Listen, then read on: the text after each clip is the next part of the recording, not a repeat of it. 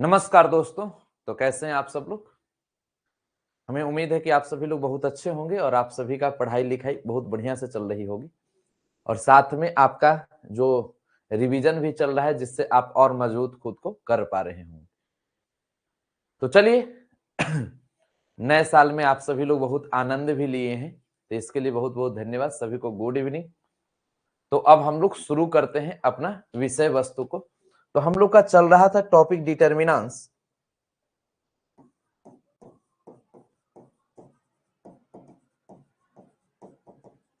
जैसे हम लोग सारणिक बोलते हैं, इसमें हम लोग प्रॉपर्टीज ऑफ डिटर्मिनेंट्स को पढ़ चुके थे। उसके बाद हम सभी को टॉपिक पढ़ना था एरिया ऑफ ट्रायंगल।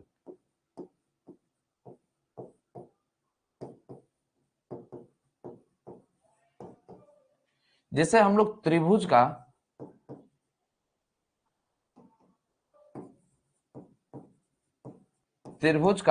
क्षेत्रफल बोलेंगे।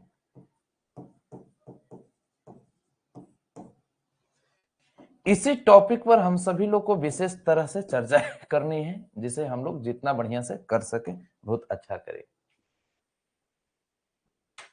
चलिए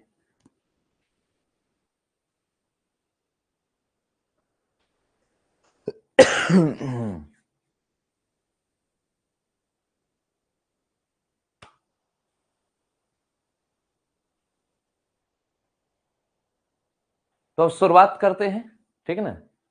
एनडीए ऑफर कब आएगा? बहुत जल्द आएगा, परेशान मत होइए। सभी लोग एनडीए का फॉर्म भर दिए हैं? जो लोग एनडीए का फॉर्म नहीं भरे हैं एक बार देख लीजिए। आप सभी लोग फॉर्म भर दिए होंगे तो बहुत बढ़िया, नहीं भरे हैं तो भर दीजिए, ठीक ना। तो चलिए अब शुरुआत करते हैं हम लोग समय को बर्बाद किए बिना। अब यहां पर एरिया ऑफ ट्रायंगल में आप सबको यदि ऐसा दे दे कि बच्चों इस प्रकार का कंसेप्ट, पहले मैं दो तीन बता देता हूं।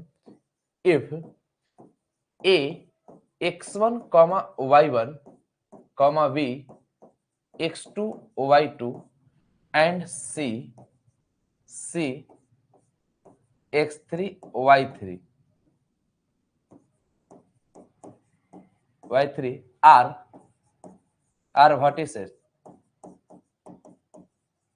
vertices of triangle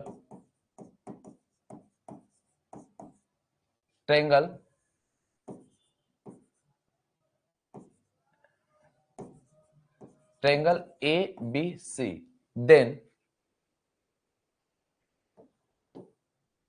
then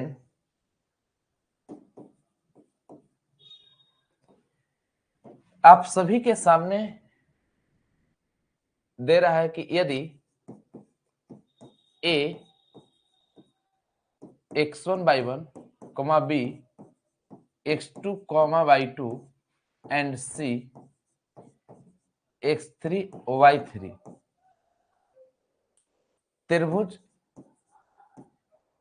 त्रिभुज ए बी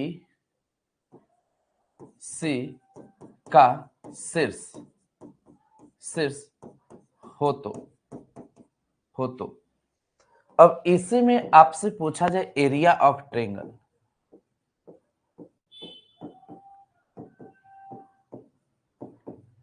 जैसे आप त्रिभुज का क्षेत्रफल बोलते हैं,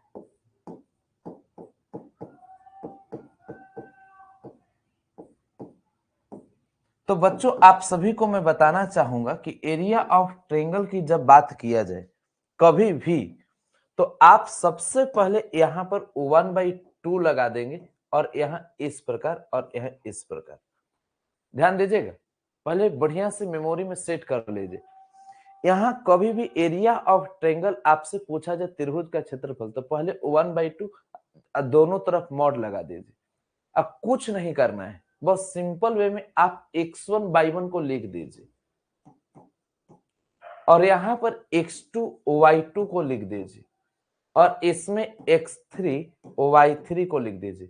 1 1 1 आगे, बस इतना आपको करने की आवश्यकता है और कुछ नहीं। बोलिए पहले ये फार्मूला आप सभी लोग को याद हुआ कि नहीं? इसे पर आप सभी का विशेष ध्यान आ जाने चाहिए, बहुत बढ़िया कर सकते हो।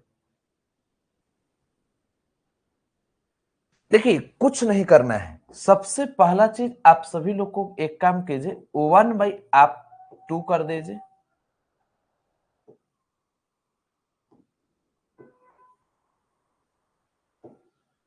ठीक है, इतना आप सभी लोग को आने चाहिए।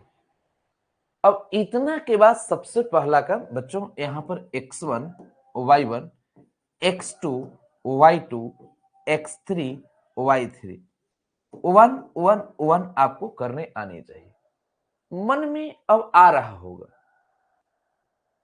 आप सभी के मन में कई तरह की बात आ रहा होगा कि ये फॉर्मूला जो दिया जा रहा है ना, ये फॉर्मूला सही है या गलत, ये मन में भाव आती है। तो मैं थोड़ा सा इसे एक्सप्लेन करना चाहूंगा, तो आप सब लोग बेहतरीन तरीके से समझ जाएंगे। जैसे यहां पर वन बाई टू, इसमें आपके पास x1 को यदि हम बाहर करें तो आमने सामने वाला छोड़ दिया जाए तो y2 माइनस y3 आ जाए। ध्यान दीजिए, मैं इसको बाहर कर रहा हूं कॉलम के अनुसार। अब x1 बाहर कर दी, आमने सामने वाला छोड़ दिए y2 माइनस y3। अब x2 को बाहर करते हैं, प्लस के बाद माइनस x2 आ जाएगा। तो इसके आमने सामने वाला छोड़ दीजिएगा, तब y1 1 y3 1 आ गए। तो अब y1 से 1 में हम लोग यहाँ पर y1 और फिर यहाँ पर 1 में y3 कर देंगे। इतना के बाद फिर प्लस आपके पास x3 और इसके आमने सामने वाला छोड़ दिया जाए तो y1 माइनस y2 कर देंगे। तो यहाँ पर y1 माइनस आपके पास y2। बच्चों एक बात बताइए, क्लास 10th में ऐसा फॉर्मूला आप पढ़े हैं कि नहीं पढ़े? हमें उम्मीद है कि आप सभी लोग ये फॉर्मूला बहुत बढ़िया से जबरदस्त तरीके से पढ़े होंगे, कहीं पर कोई दिक्कत नहीं होगी और बहुत अच्छा से समझ पाए होंगे। ठीक है ना? कहीं पर कोई दिक्कत?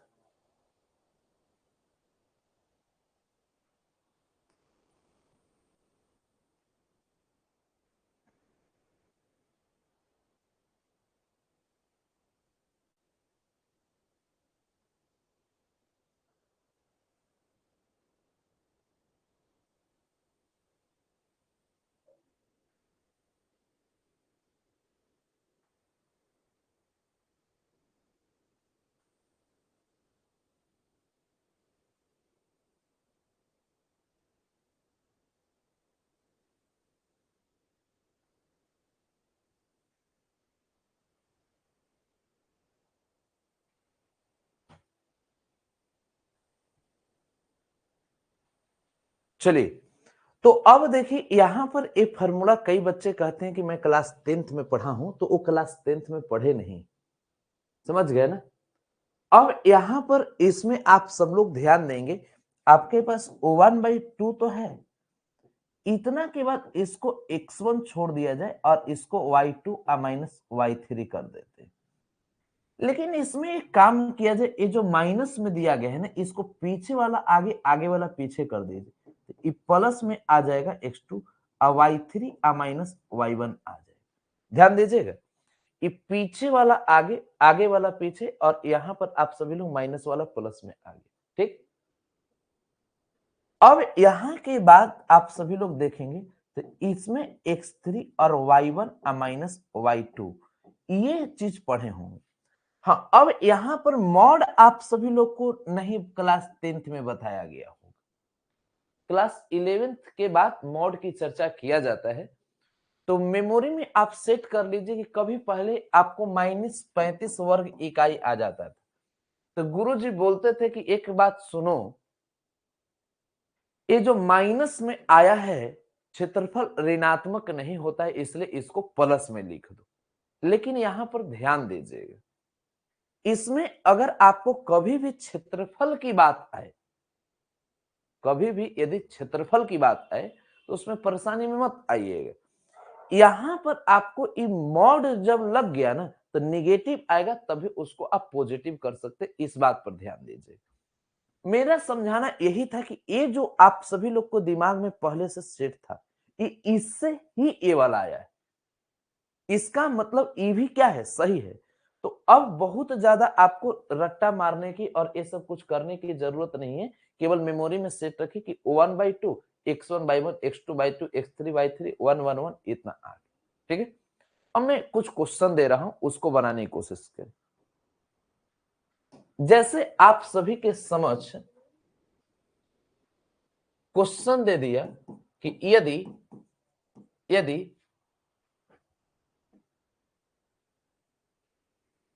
यदि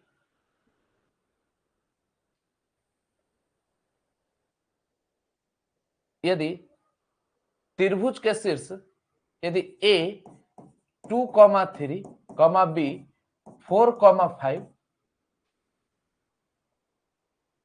तथा सी 1,0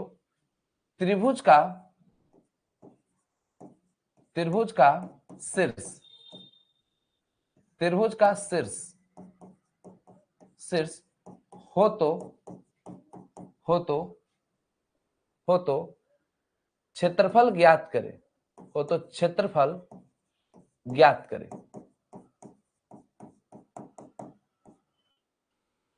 इसी को मैं इंग्लिश में दे रहा हूं कि if A 2,3 B 4,5 and C 1,0 आर vertices of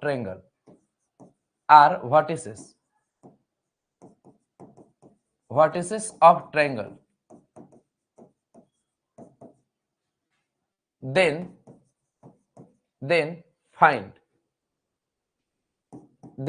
find area।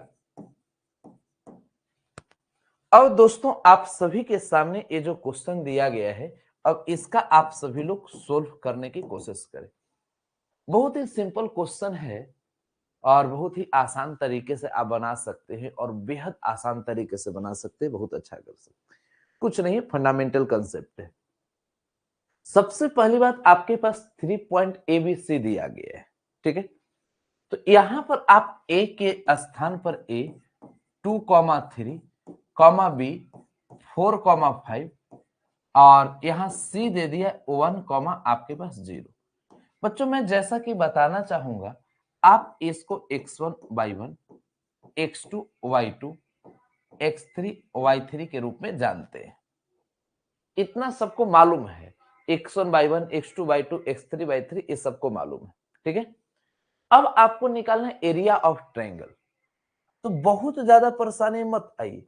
देखिए कहता क्या है, यहां पर यदि आपके पास x1/1 तो लिख दीजिए, x2/2 तो लिख दीजिए, x3/3 तो लिख दिए, सब में 1 लगा दी। बस यही आप सभी लोग को करना है जी, और आप इतना कर लिए तो बहुत अच्छा होगा। इसे कभी भी आपको कुछ दे तो कुछ नहीं करना है, एरिया ऑफ ट्रायंगल यहां से निकालना है ना। Area of triangle A B C, माने ए बी सी एक प्रकार का त्रिभुज बनाएगा, उसी का क्षेत्रफल निकालना है। तो 1/2 मॉड आप सभी लोग लगाकर डिटरमिनेंट लगाइए। देखिए x1/1 तो यहाँ 2 और 3 को लिख दीजिए, पुनः 4 5 को लिख दीजिए, 1 0 को 1 1 1 कर दीजिए। बच्चों जब इसी को सोल्व करेंगे ना 1/2, तो आपके पास 2 है, 2 को आमने सामने वाला छोड़ दीजिए। तो जब आमने सामने वाला छोड़ेंगे तो इसका मतलब 5 - 0 आने जा रहा है। फिर इधर से भी चल रहे हैं या कॉलम से भी चल दीजिए। 2 के बाद 3 को यदि बाहर करते हैं, आमने सामने वाला छोड़ दीजिए, 4 - 1 आ गया। अब यहां प्लस माइनस प्लस आप सभी के सामने 1, इसको जब आप छोड़ दिए तो 0 - 5 आ जाए। तो यहां पर 0 - आप सभी के सामने 5 आ गए। बच्चों यहां पर 1/2 तो है, ठीक है। अब इतना जब आप ठीक कर लिए तो अब यहां पर बात समझिए, 2 गुना आपके पास 5 माइनस 3 गुना यहां पर 3 और प्लस आपके पास 1 गुना -4 आ रहा है। बच्चों अब बेहतरीन तरीके से आप सब लोग थोड़ा सा ध्यान दीजिए, इसमें एक काम कर लिया जाए। इसमें 1/2 तो दे रखा है, और इतना के बाद विशेष ध्यान दीजिए, 5 गुना 2 10 आ रहा है, 3 गुना 3 आपके पास 9, और फिर -4 गुना इतना माइनस आपके पास 4 आ गया। इसको जब कैलकुलेट करेंगे तो 9 और 4 13, 10 में से 13 गया तो आप सभी लोग के सामने माइनस आपके पास 3 आ जाएगा। और इसका मॉड तो 1/2 इंटू 3, इसका मतलब 3/2 स्क्वायर यूनिट, मतलब इसी को हम लोग वर्ग इकाई बोलेंगे। बस इतना आप सभी को समझने की आवश्यकता है। हमें उम्मीद है कि आप बहुत बढ़िया से समझ पाए हो सकता है कहीं पर किसी प्रकार का कोई दिक्कत हो, कोई समस्या हो, तो परेशानी में आने की जरूरत नहीं है। हमें उम्मीद है कि आप बहुत बढ़िया कर पाएंगे। चलिए, अच्छा यहां पर -5 है। अच्छा अच्छा अच्छा अच्छा अच्छा अच्छा, -5 है। यहां पर इससे गुना के 0 और -5 आ गया तो -5 आ जाएगा। तब तो यहां पर भी आपका -5 ही आएगा जी। यहाँ 1 गुना -5 आ गया, ठीक ना। तो आप सभी के सामने -5 आ जाएगा। तो 9 और 5 आपके पास 14, तो -4 आ जाएगा ना, -4 आ गया। अब -4 आ गया तो यहाँ पर +4 आ जाएगा। अब +4 आ जाएगा, इसका मतलब 2 वर्ग इकाई आ गया।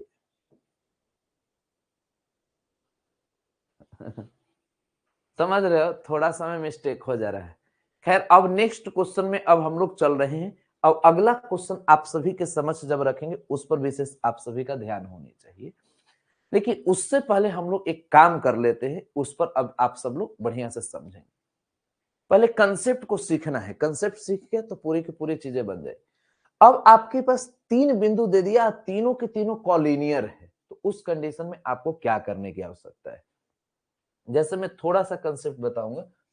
यहां पर आप सभी के सामने दे दिया इफ ए x1 कॉमा आपके पास y1 comma B x2 comma y2 and C x3 comma y3 are collinear, then दोस्तों आप सभी के समक्ष बोल रहा है कि यदि ए x1 comma y1 B x2 comma y2 तथा सी x3 कॉमा y3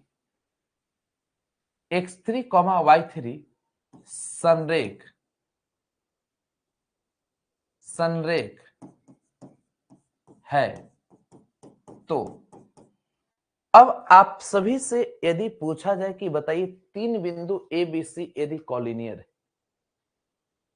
तो देखिए अगर कोई भी रेखा अगर 3 बिंदु से बना है, तो यदि 3 बिंदु आपके पास इस प्रकार का ए बी और सी हो, तब तो बीच में जो एक क्षेत्र रहेगा तो क्षेत्रफल निकलेगा।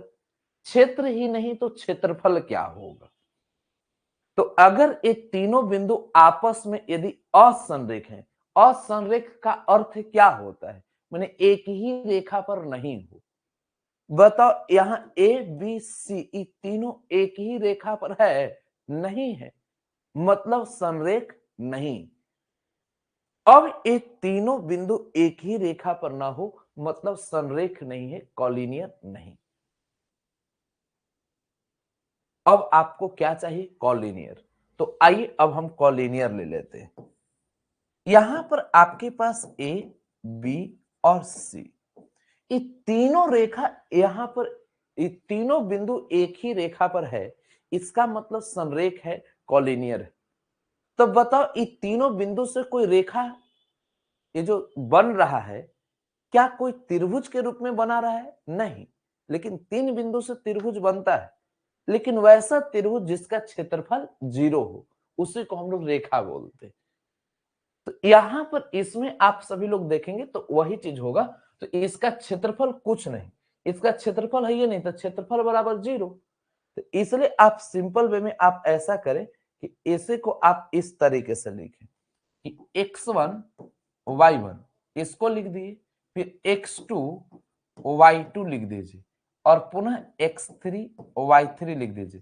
1 1 1 यदि बराबर में 0 आ जाए तो इसी प्रकार के हम लोग पॉइंट को कॉलिनियर संरेख बिंदु बोलेंगे। अब आप सभी लोग पूरे जबरदस्त तरीके से देखिए, अब मैं आप सभी के समक्ष अब मैं दे रहा हूं आगे की अब एक एग्जाम्पल, उससे आप सभी को बताना है कि आपको एक जो पॉइंट है एक कॉलिनियर है। जैसे मैं सिंपल एक क्वेश्चन ले रहा हूं, देन प्रूव दैट आपके पास पहले क्वेश्चन दे रहा है कि इफ आपके पास A 2,4 B 4,5 and C -1,3 if A, B and C are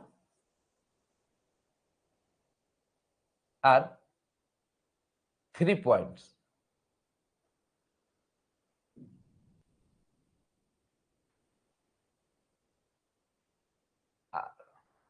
यदि A, B, C 3 बिंदु हो तो are 3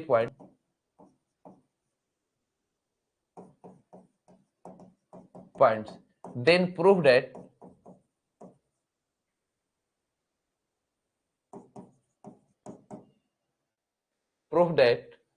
non collinear।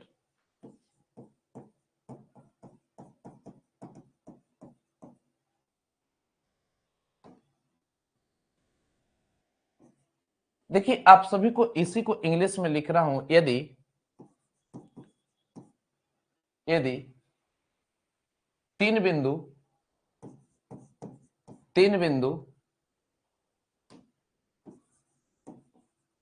बिंदु ये 3 पॉइंट्स यही लिखना चाहिए था। यदि 3 बिंदु 2,4 बी 4,5 तथा सी -1,3 हो तो सिद्ध करे कि असंरेख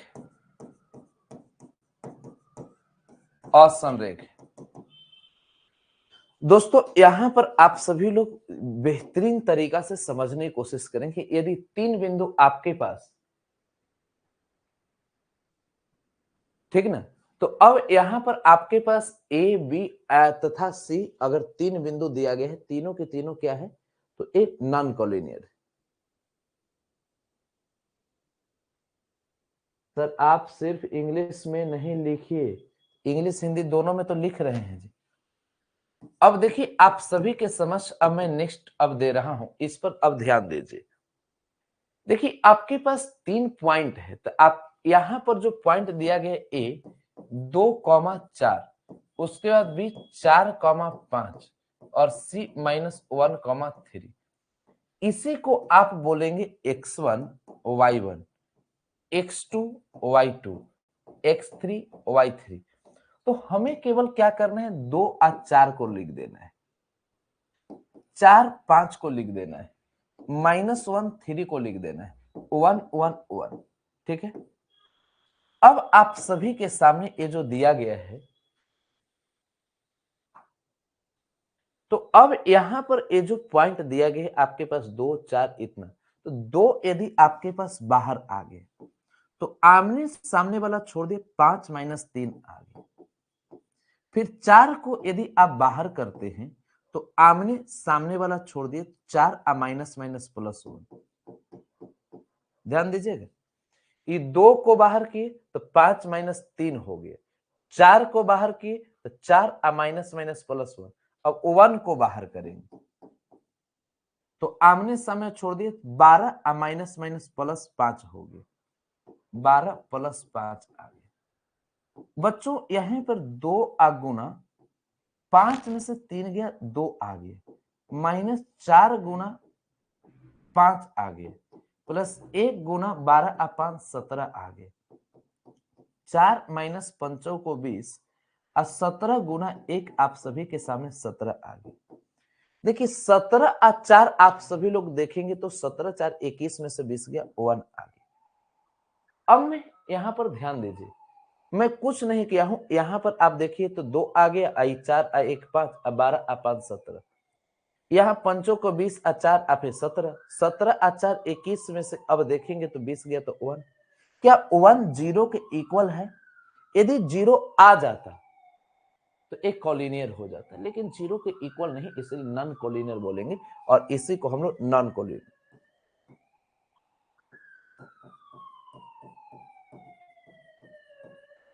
मतलब असमरेख।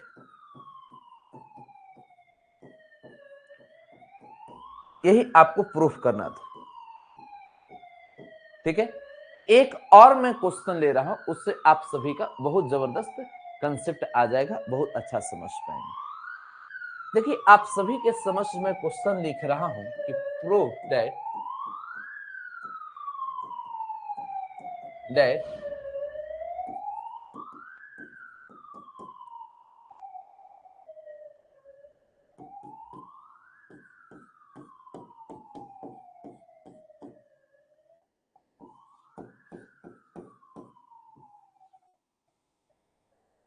आपके पास है question, prove that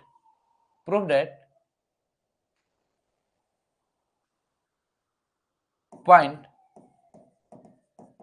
A -1, 0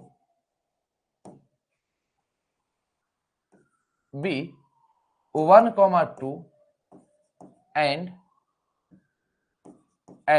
C 3, 4 are collinear.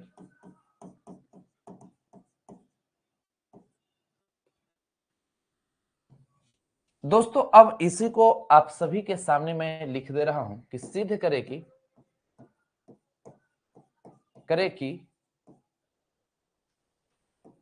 कि बिंदुओं ए -1, 0 बी 1, 2 तथा सी 3, 4 समरेख है।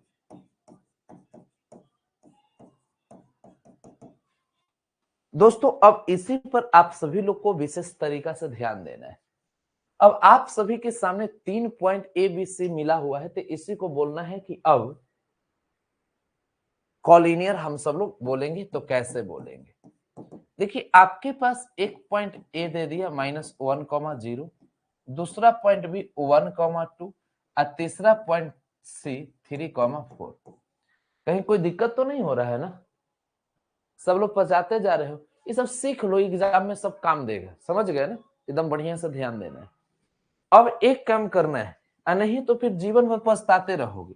-1, 0, 1, 2 3 4 आ गए, यहाँ 1, 1, 1 आ गया। अब इसको सोल्व करके देखेंगे, यदि आपको लगे कि गुरुजी 0 आ गया तो ठीक है, नहीं आया तो और ठीक है। तो पहले देख लेते हैं क्या आ रहा है। यहां पर -1 को बाहर कर दी, आमने सामने वाला छोड़ दो, 2 और माइनस आपके पास क्या हो जाएगा तो 4 आ जाएगा, प्लस के बाद -0 आ जाएगा, आमने सामने वाला छोड़ दो, 1 और -3 आ जाएगा, प्लस माइनस प्लस आप सभी के सामने 1 लगता है, आमने सामने वाला छोड़ दो, 4 और माइनस आप सभी के सामने, तो 3 दूना 6 आ जाएगा। कैलकुलेट करेंगे -1 गुना -2 और -0 तो आ जाएगा, 1 गुना आपके पास -2 आ जाएगा, माइनस माइनस +2 -0 -2 आ गए, कैलकुलेट किए तो आपके पास 0 आ रहा है।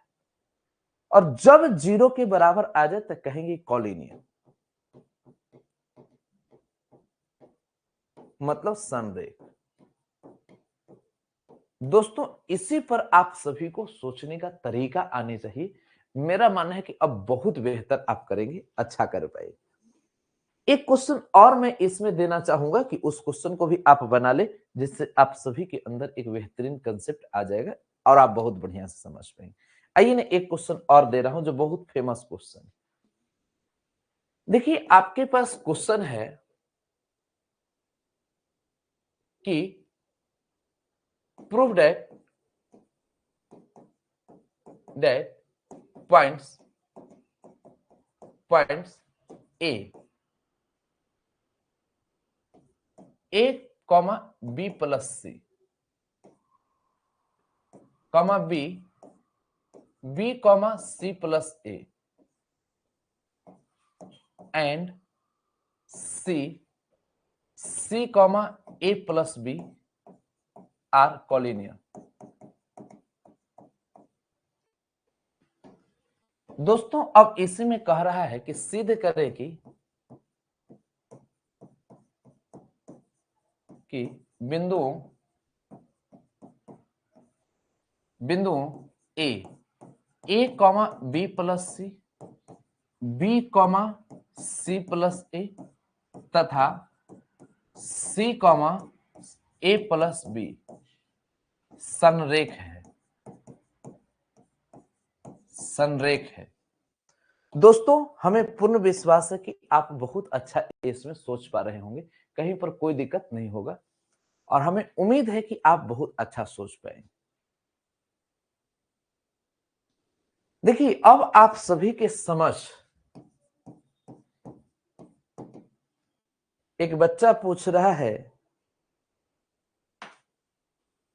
कि स्मार्ट कोर्स करना जरूरी है। बहुत सारे लोग पृथ्वी पर होंगे जो बिना स्मार्ट कोर्स के अलावा भी अपने जीवन को चला लेंगे।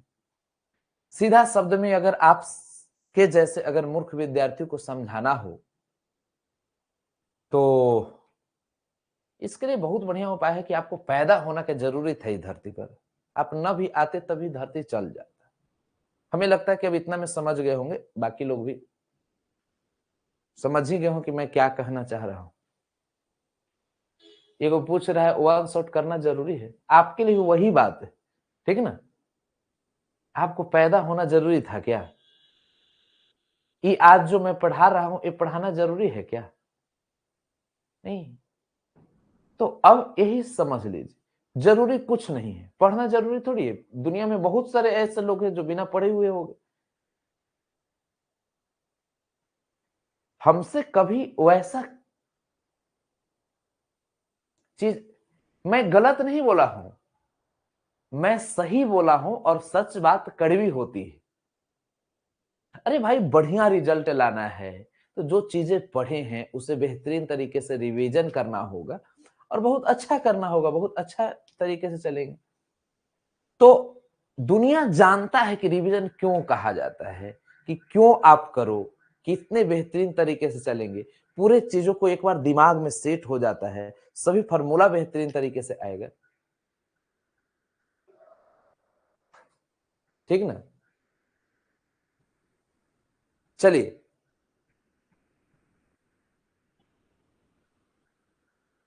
ये गधा एक अपने बोल रहा था, उसके बाद कह रहा है कि इन लोग को इग्नोर कीजिए। मैं तुम ही को बोला हूं जिसने इग्नोर करने के लिए बोल रहा है। समझ गए ना। जब इसको बोलते हैं तो वो फिर आपस में जब, समझ गए ना। चलिए तो अब देखिए आपके पास 3 पॉइंट दिया गया तो इसको कॉलिनियर के बारे में जानना है। एक पॉइंट ए, दूसरा पॉइंट बी, तीसरा पॉइंट सी। तो यहाँ ए बी प्लस आपके पास सी दे दिया, फिर बी सी प्लस ए आ गया और उसके बाद सी ए प्लस बी आ गया। वन वन वन अपने मन से दे दिए। नलायक लोग पूछेगा वन कहां से है, लंदन से आ गया है।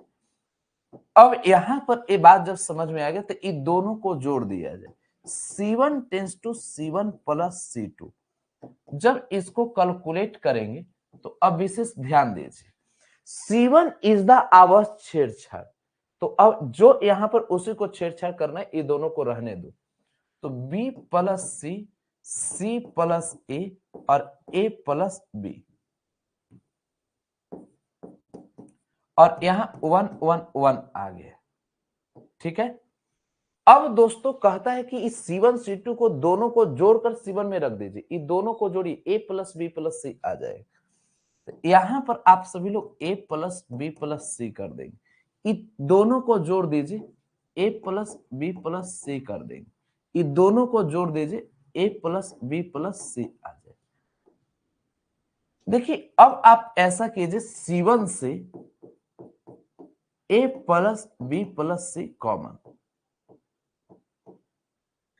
अब जब आप कॉमन लेंगे यहां से तो a प्लस बी प्लस सी यदि आप कॉमन लेते हैं तो इसमें आपका 1 1 1 बचेगा, और इतना के बाद b प्लस सी, सी प्लस ए प्लस बी, 1 1 1 आ जाएगा।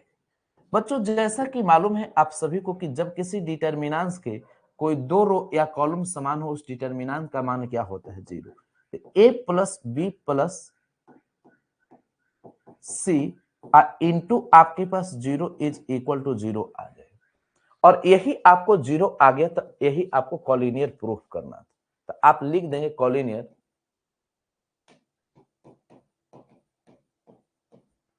मतलब संरेख।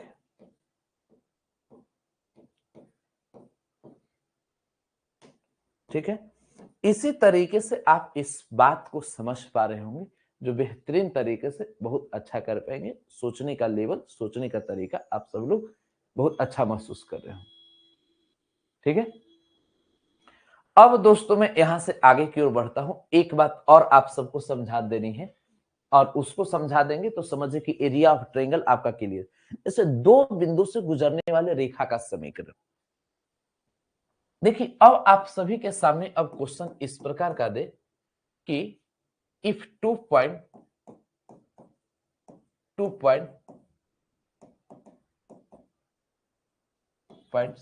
A x1, y1 and B x2, y2, then equation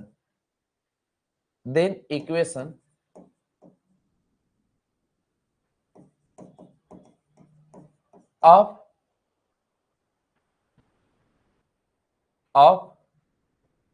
line AB। दोस्तों आप सभी के सामने अब दे रहा है कि यदि दो बिंदु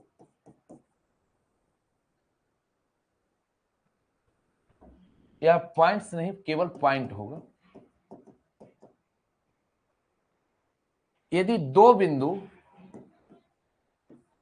A x1, y1 तथा B x2, y2 हो तो रेखा AB का समीकरण। तो एक बात सुन लीजिए, यहां पर इतना तो है कि रेखा का समीकरण चाहिए, पहले बात समझिएगा। आपको क्या चाहिए? रेखा का समीकरण, ये बात समझिएगा। इतना अगर समझ गए तो बहुत अच्छा कर पाएंगे। तो अब आप सभी के ये बात दिमाग में आ जाएगा कि अब यहां पर कोई पॉइंट है, तो आपके पास कोई पॉइंट ए x1 और y1 तो दिया गया है, दूसरा पॉइंट भी x2 और y2 भी दिया गया है, लेकिन अब दो ही पॉइंट दिए गए हैं। अपने मन से एक पॉइंट आप यहां पर P x, y लेट कर लो। देखिए आपको मैं कैसे चीजों को समझा रहा हूं। तो आपको दिया गया है एक और दो ही पॉइंट ए और बी, लेकिन अब आपको क्या करना है? रेखा है, तो रेखा है, इसका मतलब रेखा कैसा होता है? संरेख होता है। पहले ये बात मेमोरी में सेट करिए, रेखा का मतलब संरेख।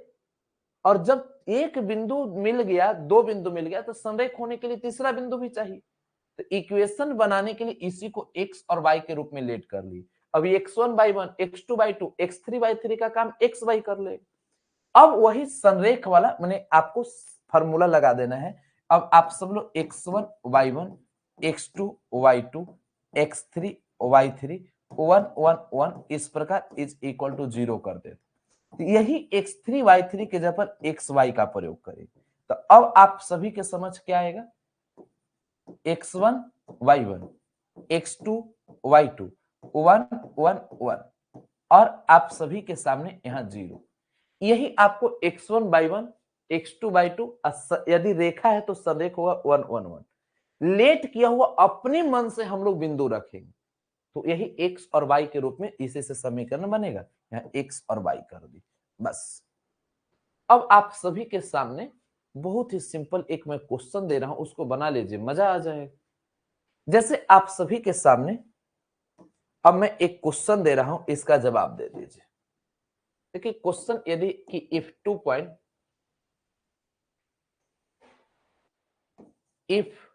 पॉइंट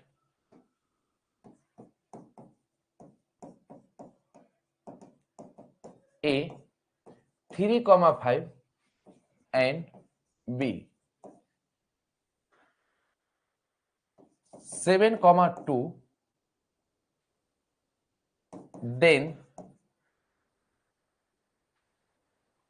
then find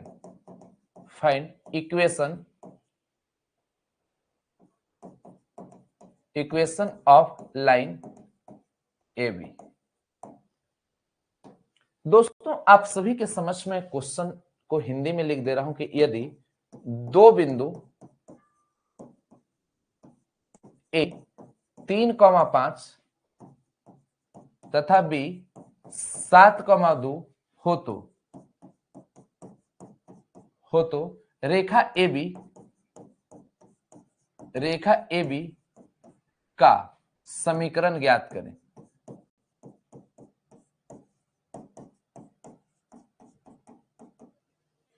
बच्चों अब यहां पर आप सभी लोग विशेष तरीका से ध्यान देने की कोशिश करें। यदि दो बिंदु यहां पर आपके पास एक A दूसरा B दे दिया, then find equation of line AB, मैंने दो बिंदु आपके पास A और B है तो रेखा AB का समीकरण ज्ञात करना है। जब इस प्रकार के क्वेश्चन को सोल्व करना है तो आप सभी लोग पहले गिवन लिखने की कोशिश करें। गिवन में एक पॉइंट A दूसरा पॉइंट B लिख दीजिए। पॉइंट A 3,5 दूसरा पॉइंट B 7,2 आ जाए। पहले एक बात बताओ, इतना समझ में आ रहा है कि नहीं आ रहा है, कहीं कोई दिक्कत? अब यहां पर ये बात जब आप सभी के समझ आ गया तो अब थोड़ा आगे बढ़ते, ठीक ना। तो एक पॉइंट ए दे दिया, इसी को आप x1 y1 बोलेंगे, दूसरा पॉइंट बी x2 y2 बोलेंगे, ठीक ना। अब आपसे पूछा जाए इक्वेशन ऑफ लाइन माने रेखा AB का समीकरण, तो बस x1 y1 3 आप 5 लिख दो, 7 आप 2 लिख दो, 1 1 1 लिख दो और इतना के बाद 0। क्यों? क्योंकि यही आपके पास है। अपने मन से क्या लिखना है, तो यही x और y लिखना है, इसी से समीकरण बनेगा। तो आइए अब सोल्व कर देते हैं। 3 को बाहर कीजिए, आमने सामने वाला छोड़ दो तो 2 माइनस y आ जाएगा।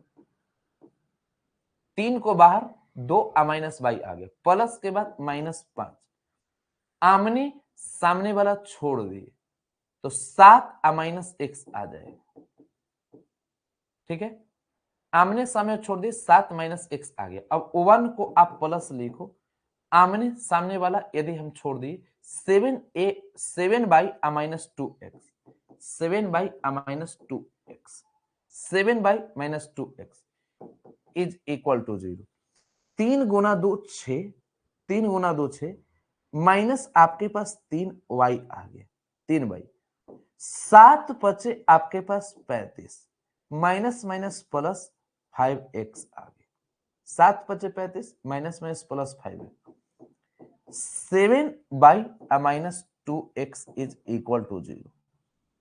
एक काम किया जाए, यहां पर जिसे हम कैलकुलेट करें तो 7 बाई में से इसको आ गया, 7 में से 3 गया, और x वाला देखो तो यहां पर इसको देख लो, 5 में से 2 गया, तो अब 5 में से 2 गया तो क्या आ गया 3x, 7 में से 3 गया तो आपके पास 4y।